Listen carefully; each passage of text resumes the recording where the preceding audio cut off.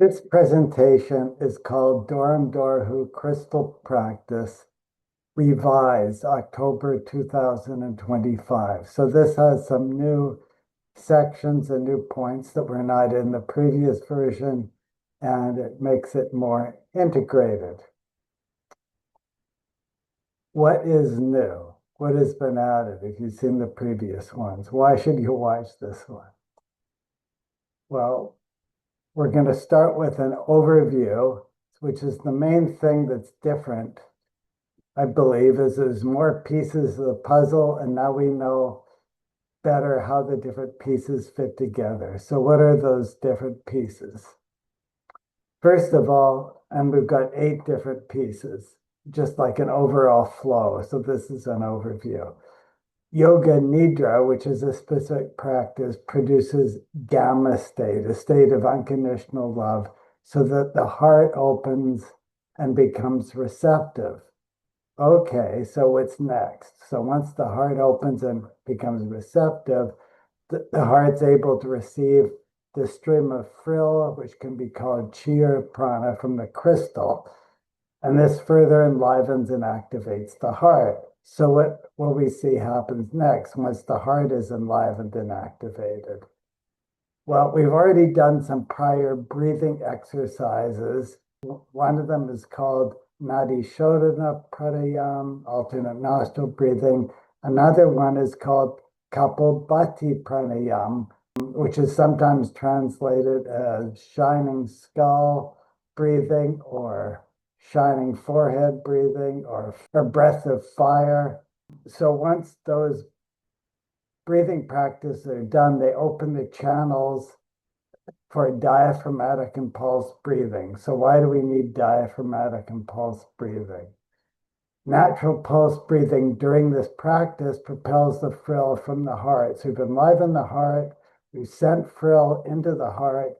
Now there'll be a natural pulse breathing that propels the frill from the heart along the toroidal pattern up and around the body. So what? So what does this toroidal pattern do? It ends up reconnecting DNA's broken hydrogen bonds. And once those hydrogen bonds are then reconnected, then the DNA strands connect to the morphinogenic field of the universe. And the energy of the body, or the energy field of the body, then becomes connected to the energy field of the universe. The DNA transmutes, converts into a stable state of auto-regeneration, and the body and mind rise to their full potential. Lifespan, it increases towards several hundred years. Health becomes better, mind becomes better, everything becomes better. We resume our full potential. So that's an overview of all the stages. Now we're going to start going through in more detail through the stages. Starting with what are Dorm Dorhu and this crystal practice? Dorm Dorhu refers to a group of extraterrestrial yoga type practices for centering and calming mind and body. So maybe you didn't know that extraterrestrials also have their yoga type practice. So this is a Pleiadian practice. This presentation describes a specific Dorm Dorhu practice using crystals that Pleiadian scientist Jen Han Eredyon explained to ET contactees Elena Denon and Dan Willa. So we'll be going through that in detail. Here's a picture of the Dorm Dorhu components. What are they? There's 2 Vogel Uridian crystals, and I'm pointing to them. And these are not just any old crystals, explained later, but they're especially cut according to the parameters given by both Marcel Vogel and then later in more detail by Jen Han Eredyon. And they have to be cut that way or they won't be effective. And they're in these 2 here white crystal holders. And this is a pulse wave generator, which is sending a signal at 20 cycles per second across the vortex of the crystal on the left. And this black device in the middle is a clearing device. And this will be used to clear the crystal before you start your practice. And you can also use it to clear your pineal gland before you start the practice. Dorm Dorhu experiences naturally deepen over time. This is my experience. Using the detailed plans that Dan Willis posted for building the Dorm Dorhu device, I assembled the device and have been using it daily for 6 months. I've enjoyed a deepening experience with this device and would like to share my experience with it as it has evolved in case it is helpful to others. So that's why I'm making this video. Overview of my procedure. This is what I do, and I'm just sharing this to see if it's useful to others. So this is just an overview. There's 8 steps. The first step is yoga asanas, which are, the yoga postures, which is optional. Then second step is setting up the device. The third step is clearing the 2 crystals in your pineal gland using this 4,096 cycles per second clearing device. Once you do that, you plug in the pulse generator to send this 20 cycle per second pulse across the crystal vortex, which opens up the vortex and generates a stream of frill. And frill is like prana or chi. It's universal energy, which now is coming out of the crystal on the left. And the 5th step before you start practice is pranayama, which is breathing exercise to clear, the channels of prana or chi or frill in your body and refine experience. Step 6 will be yoga nidra specific practice from yoga to ground to earth and heaven and to align and extend spine. And then we're ready for the Dorm Dorhu practice. Step 7, once we've finished, we'll do some grounding followed by rest. So that's all 8 stages. Now we'll go through that in a little more detail. Procedure in detail. Yoga asanas, yoga postures, if this is your habit, easily without strain. So little details. The Patanjali Yoga Sutras, which are the foundational text on yoga, does not list specific yoga postures or physical exercises, but lays out general principles for doing these asana or exercises. For instance, Yoga Sutra chapter 2, verse 46 says, asana is steadiness and ease and physical pleasantness. Verse 47 says, asana is perfected by sequential steadiness, relaxation of effort, and the dawn of unboundedness. And ananta is the Sanskrit word. So proper asana practice thus involves steady pleasantness, not strain or effort, keeping one's awareness on the body, being smooth and steady in motions and postures, and experiencing unboundedness. Some yoga teachers consider as asana any non-straining, steady, physical, pleasant exercises, stretches, or practices that produce balance in mind and body, support overall well-being, and lead to a healthy, comfortable, steady posture.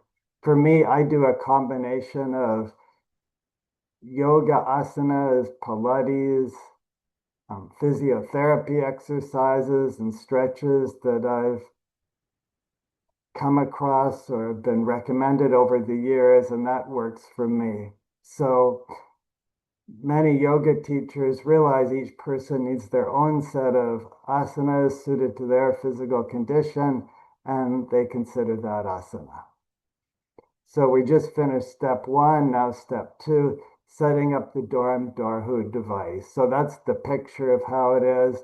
There's the 2 crystals. The one on the left has the pulse generator, which is this thing sending a pulse across it. And then you're pretty well ready, and we've already cleared the crystals. Now I think we'll do that the next step. Clear the 2 crystals. And the way we do that with this device, you press the button, it emits a signal at 1,096 cycles per second. And I put 60 seconds here. So for each crystal, you're going to run the crystal, take 10 seconds to go up one side, 10 seconds to go down, back down that side. So that side or that axis is cleared. Then we do an adjoining side, 10 seconds up, 10 seconds down. Then the third consecutive one, which is in the back, 10 seconds up, 10 seconds down. And then we've covered all three of these axes. We don't need to do all six sides, though if you like to, you can. I usually do all six sides. So 1 minute, 60 seconds or more on this crystal, 60 seconds on that crystal, and 30 seconds we can use to clear your pineal gland. Now, the device we do not place on the crystal or on your pineal gland, but perhaps half an inch or something off it, a bit of a space. You don't have to be exact. Then the fourth step is plug in the pulse generator. Here it's already plugged in. You see it lit up to open up the crystal vortex, which is the vortex of this crystal on the left, and generate a stream of frill, which now travels up the top of this crystal. So there's 8 steps. We've already done 4, so we're moving along really well. Step 5, pranayama, which is a breathing exercise to balance prana, chi, frill are all different names for the same thing. So don't mind that I jump back and forth. There are many different pranayama practices. Patanjali's Yoga Sutras do not list any specific practices, but lay out general guidelines. For instance, one sutra states, breathing practices involving variations in number of breaths, durations of each breath, and breathing to different areas of the body during inhalation, exhalation, and suspension can result in the breath becoming long and subtle. Thus, from that verse, we see that conscious breathing, or being aware of one's body in the process of breathing, is an integral aspect of most pranayama practices. I point this out because some people practice pranayama without any attention on it and just, while they're thinking about their daily chores or their to-do list. But with your attention on the body, it's more effective. Another aspect is diaphragmatic or belly breathing, which is breathing all the way down to the diaphragm. This is also emphasized. Diaphragmatic breathing mechanically stimulates the vagus nerve, which runs through the diaphragm, triggering the parasympathetic nervous system relaxation and homeostatic balance. This is well known in medicine. And diaphragmatic breathing also increases available oxygen in the cells, which leads to many health benefits. I'm not going to go through those here, like benefits to digestion and various things. I will next teach a specific pranayama practice that incorporates these principles, works for me, and connects well with this Dorm Dorhu practice. But if you prefer another pranayama practice, that is fine. Just do what works for you. So I'll teach now this practice. So we're up to, well, this is point 5, but this is like Nadi Shodhana Pranayama, alternate nostril breathing with body awareness and diaphragmatic breathing. So how we start. First, sit up straight with both nostrils open, and you put your left palm on your belly. Then, slowly and smoothly, breathe into your belly, feeling your belly rise or expand under your left hand. Then you know you're doing diaphragmatic breathing. So you breathe into the belly, not just, the throat or the chest, into the belly. Feel your belly rise or expand under your left hand. Then continue to inhale slowly and smoothly, sequentially filling up after your belly, your chest, your throat, your head, like you're filling up a balloon from the bottom up. So feel all those different areas sequentially filling up at the top of the inhale, if comfortable, you can pause for a few seconds.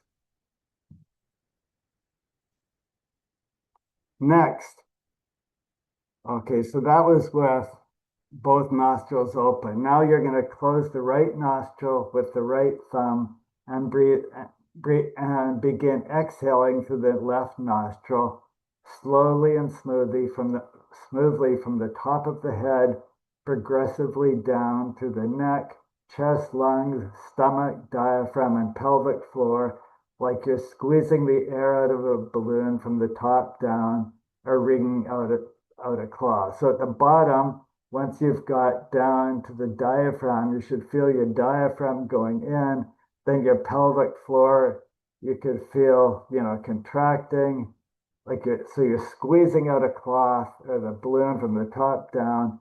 Then once you've finished squeezing all the air out, then you feel yourself grounding to the earth. If you want, you can feel, visualize roots growing into the ground. So then what's next? Now that we've exhaled, well, then we start inhale. So we pause for a few seconds, visualize roots growing from your root chakra and feet into the ground. Now we start inhaling. The thumb is still on the right nostril. So we breathe in through the left nostril, slowly and smoothly, filling up the body like a balloon from the bottom progressively up to the top of the head. And once we're filled up everywhere up to the top, pause for a few seconds and you can feel your connection to above or to heaven, like we're connecting all the way up. At this point, we're full. What do we do? Next, we remove the right thumb from the right nostril, place the left ring finger and adjacent finger. And I use the word adjacent because some people like to use the middle finger.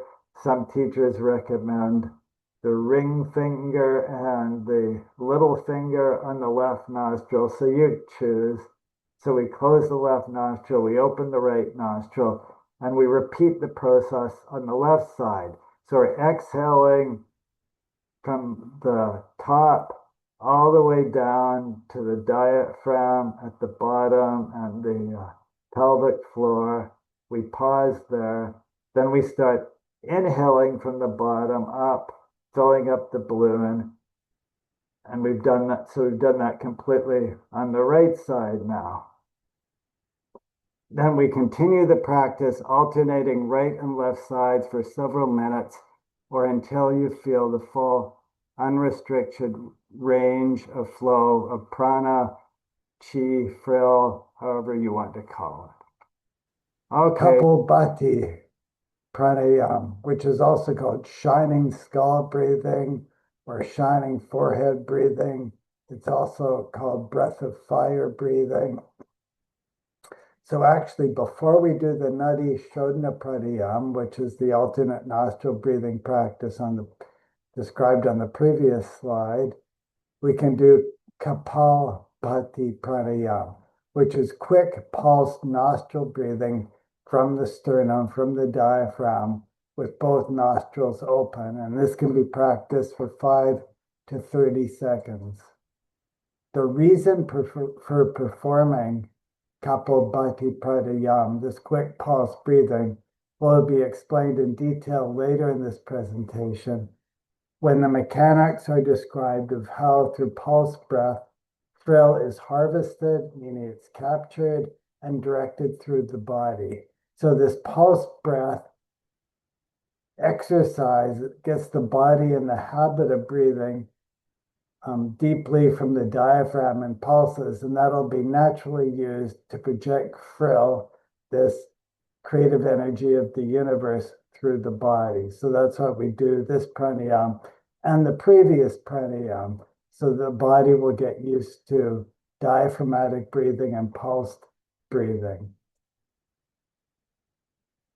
Kapalbhati breathing is sometimes called breath of fire because Kapal actually means either skull or forehead, and bhati means light or shining.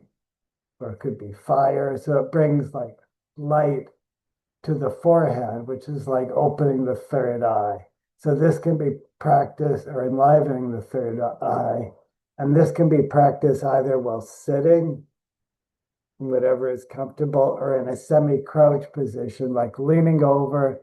And while practicing, one hand can be over the navel, filling the belly, pulsing in and out with the breath. I don't know if you can hear this, but I'll try and show this. We're leaning over and we're kind of feeling our diaphragm pulsing in and out quickly. Oh, I should have my mouth closed, so it's through the nose. And again, this is not how we meditate. This is how we do this practice before we meditate or before we do the Dorm Dorhu practice, to just open those channels. And seven.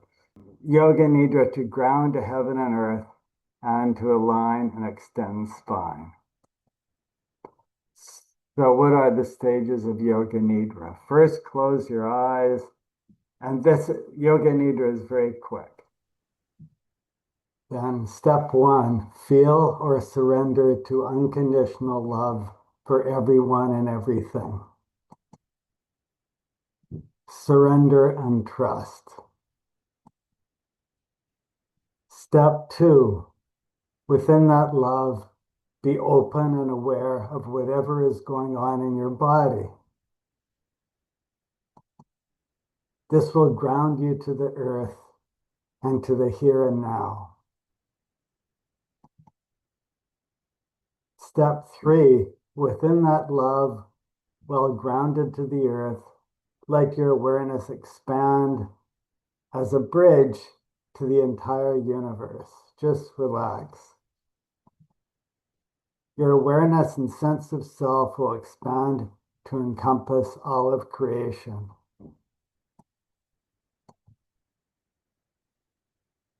There is nothing more you need to do. There's two more steps. We've done 3 steps, but the next 2 are automatic, so they'll just happen by themselves.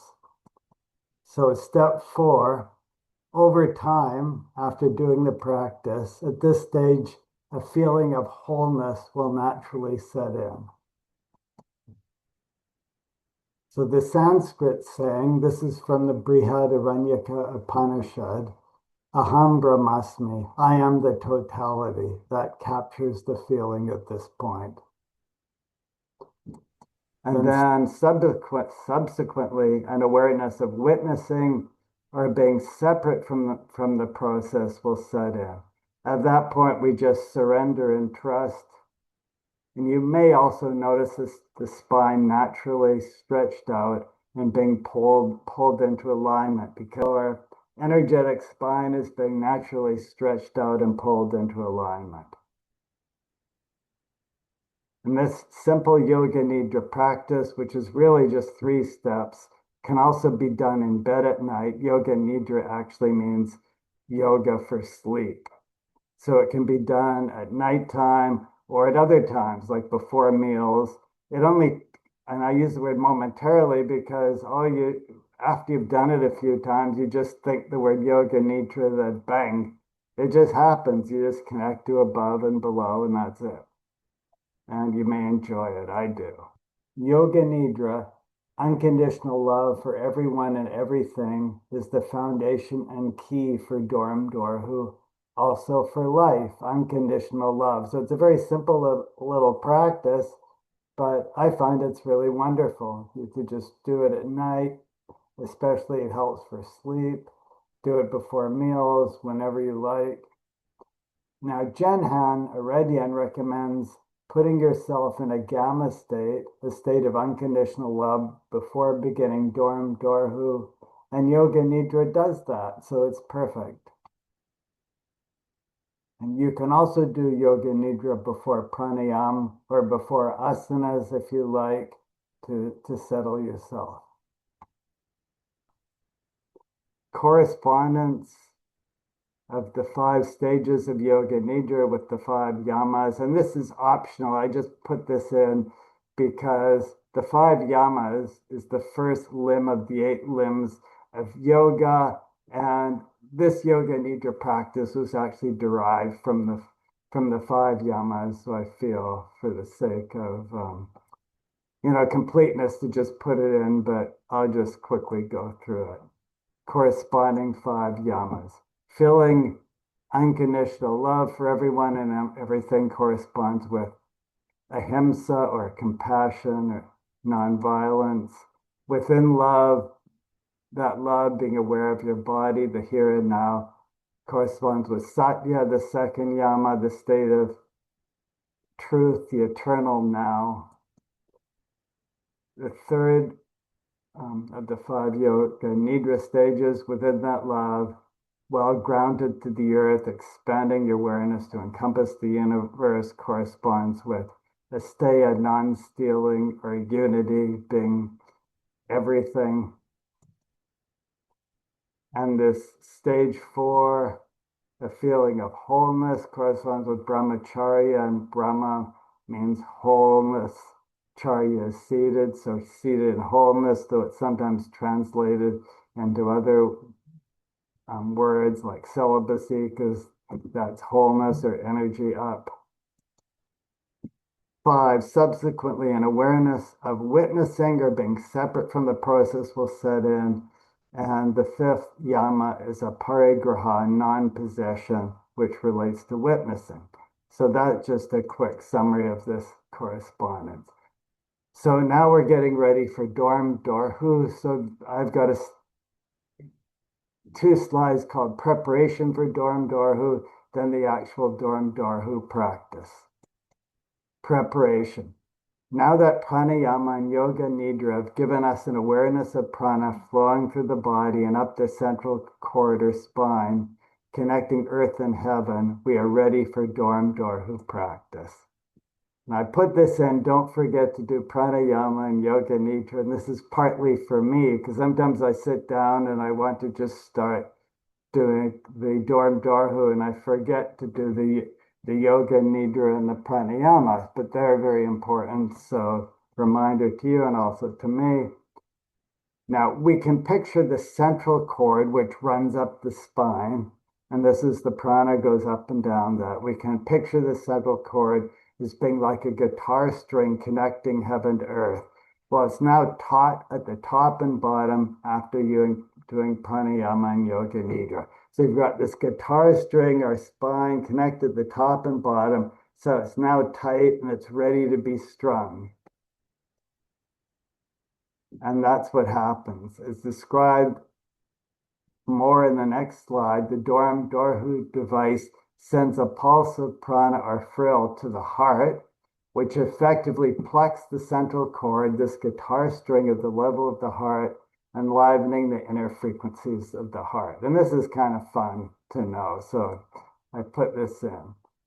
So subsequent slides will show this in more detail, how the Dorm Dorhu device, we've got the crystal in our right hand, sends a pulse of prana, or the crystal in the left hand sends a pulse of prana or frill around the body, and then to the heart, which then enlivens the inner frequencies of the heart. Now this is really interesting. As a result of enlivening the inner frequencies of the heart heart then seems to send out streams of frill that enliven the 7 chakras and the toroidal flow of frill up the spine and then back down in all directions. So this is the picture of the frill going up and back down in all directions. So that's the toroidal flow of frill that results from this stream of prana that goes to the heart and enlivens the heart. And that enlivens the 7 chakras. And I just put this in. Don't have time to explain this here, but Rig Veda talks about Devi Veena, the divine sitar, musical instrument with 7 hands and striking 7 resonance points. And this musical instrument is in the heart. So I think it's really talking about the same thing, but we'll talk about that another time. Now, here is an important point. Do not try to discern the details of this process, as that will only create strain and drive you crazy or create headache. When you're doing a practice, just let go and do the practice. Just let go and surrender to the process. And this movement of frill is happening naturally. So surrender to the process to what is naturally happening. It took me months of surrender and trust. But I wanted to let you know what is happening, even though you won't be able to discern the details, and don't worry about it. Okay, so we're looking in more detail to what we do. So we suspend your left palm above but not touching the left crystal. So here we've got your left arm. And for comfort, you can support your left arm on a box. So I've got my left arm supported on a box. This box is white, so it doesn't really look like anything. That's support on my arm. So my hand, my palm, is now suspended over that left crystal. And the left crystal has a pulse or signal going across it to enliven the prana. So the prana goes going up my hand, or up the crystal into my hand. Place the fingers of your right hand on the right crystal. So there'll be a crystal on the right, and we put the fingers of our right hand on the crystal, which is held in a crystal holder, this white thing below, and pointed at your heart. You can support your right arm by a book. I use the book called this, if that's comfortable. Now we'll look at this in more detail in the next slide. With each exhale, visualize yourself projecting a tiny pulse of breath to the vortex of the left crystal. So this is the left crystal. So with your exhales, you can visualize yourself projecting a pulse of breath to this crystal, and that shoots a stream of frill up into the left palm, down the left arm, through the chest, the right arm, and right palm down into the vortex of the right crystal. So you see that loop, the frill goes up into this arm, back and around, into the right arm and the right palm and to the right crystal. And what happens next? The right crystal then shoots the frill to the heart, which enlivens the inner frequencies of the heart, which then shoots the frill out to enliven all 7 of your chakras and the toroidal flow of energy up the spine and back down in all directions. Isn't that neat? I found it really far up. Don't try to analyze or follow the process because it'll just inhibit it if you try and intellectualize it. Just surrender to the pulse, to the frequency. You may feel, if you're a meditator, you feel yourself transcending, being pulled into the transcendence. So TC is transcendental consciousness. That might be the most likely thing that happens because this flow of frill through the body relaxes the body. You get pulled into the transcendent. So just surrender to that, or the pulse, the frequency, whatever naturally unfolds or you feel. So just surrender to that. Don't try to analyze it, or that'll, you won't get anywhere. So are there deeper mechanics that we can understand of the Dorm Dorhu practice, the Dorm Dorhu crystal practice? This Dorm Dorhu crystal practice produces a soft flow of frill into the heart. This appears to enliven the heart in a balanced, natural way, so that one sinks deeper and deeper into higher and higher frequencies of pure love. All one needs to do is surrender to pure love and let go. There is no need to understand or perceive the mechanics of the process. Surrender, trust, and enjoy. It is all naturally happening, so there's nothing we need to do. If you wish to understand the underlying mechanics as I understand them, they are illustrated in the next slide. Yoga Nidra cycle within Dorm Dorhu, and we'll understand that in a moment. Spiraling deeper and deeper into pure love. At some point, you may become aware of these stages, In the meantime, do not strain, just be easy, relax, and surrender to what is happening. So the first stage, as we saw before with Yoga Nidra, is to feel unconditional love for everyone and everything. So we just relax and it's naturally there. And within that love, at step 2, be aware of the body, and awareness of the body grounds us to the earth. Then at step 3, within that love, let our body awareness expand to the universe. So we're now expanded to the universe. So that's the first 3 steps. The 4th step is a wholeness of the first 3 steps. So from that pure love at step 1, unconditional love, to being aware of our body, and then being aware of our expanded body, then back to pure love, because it's all within pure love. There's a natural reverberating within that ocean of pure love, and that's step 4. Then the last step, step 5, is witnessing our separation from the process. What does that mean? Well, we've created a wave of love, so we're now sending that wave of love, that ocean of love, to someone special, whoever we like, our family, our star family, Mother Gaia, whatever, the earth, the universe, whatever we like. We've got that ocean of love, so we just send it, and that's the end of the process. These same mechanics seem to occur at nighttime if Yoga Nidra is done at bed at night without crystals. We won't be holding or pointing crystals. In bed, we can put a right palm, if it's comfortable, over our heart, and don't try to discern the mechanics. We're lying down, we'll fall asleep, and that's great. Just relax and surrender. Do not resist as you feel drowsy and naturally fall asleep. We can just be aware of the pure love and whatever comes from there. So here are the additional points from Jen on harvesting, which is the same thing as capturing frill. So frill comes in from that crystal and the heart captures it. Once the heart has been opened with pure love, and then the pulse breath sends that frill up the central column or the central channel of the body and back down in all directions. So this is what we're going to see. So here's some points that Jen Han said. As the dynamics of the electromagnetic current already flows upward through our energy centers, it will drive the frill. So here we see in this diagram the electromagnetic field of the body going up through the center and down in this outer like donut.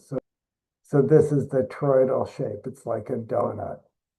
So once the frill is captured in the heart, it can follow that same pattern, that toroidal pattern. When the frill is harvested by the heart vortex, it'll be caught by the electrodynamics flowing upward, and it will adopt the dynamics of your natural electromagnetic toroid field. So the frill will also follow that same pattern.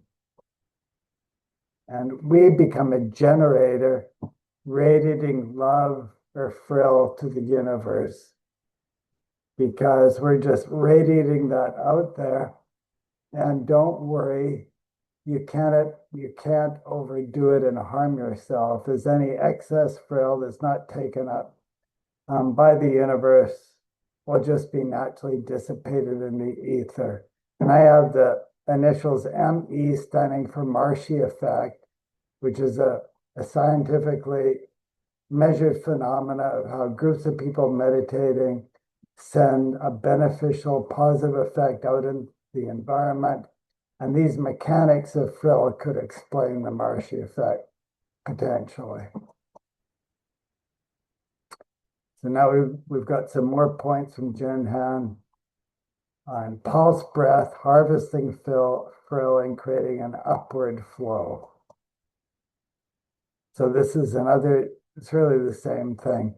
when the electromagnetic current flowing upward meets the central vortex of the heart vortex activates and frill enters. So the heart is activated by this frill going inward. It activates the heart.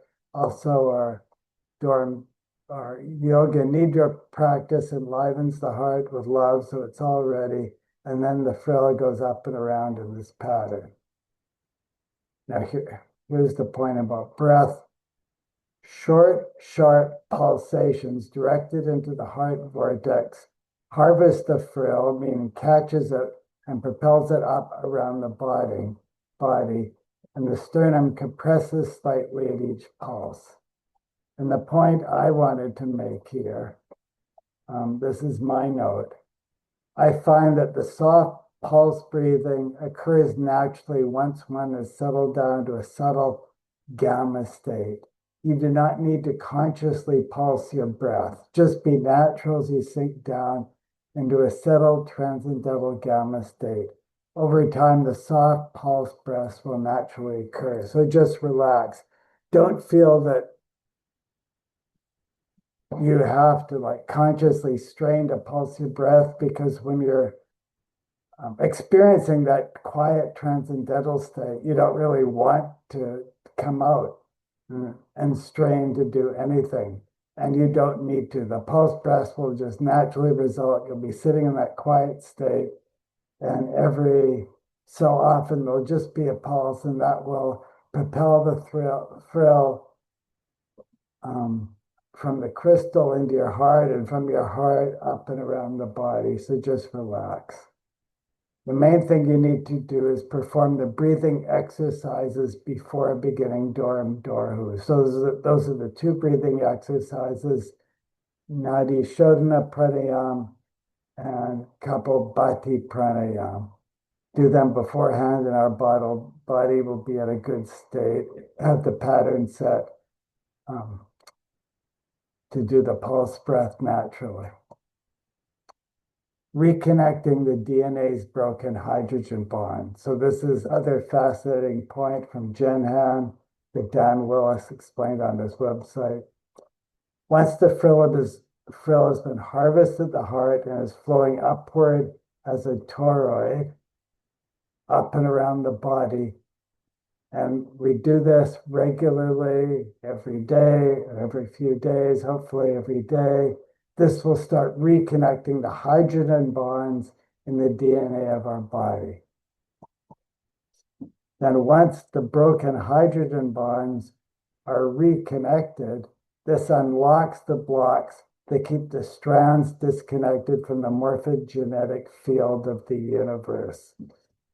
So the field of the body, the field of the DNA becomes connected with the cosmic field of the universe, the morphogenetic field of the universe. And as a result, the DNA is transmuted into a stable state of auto-regeneration.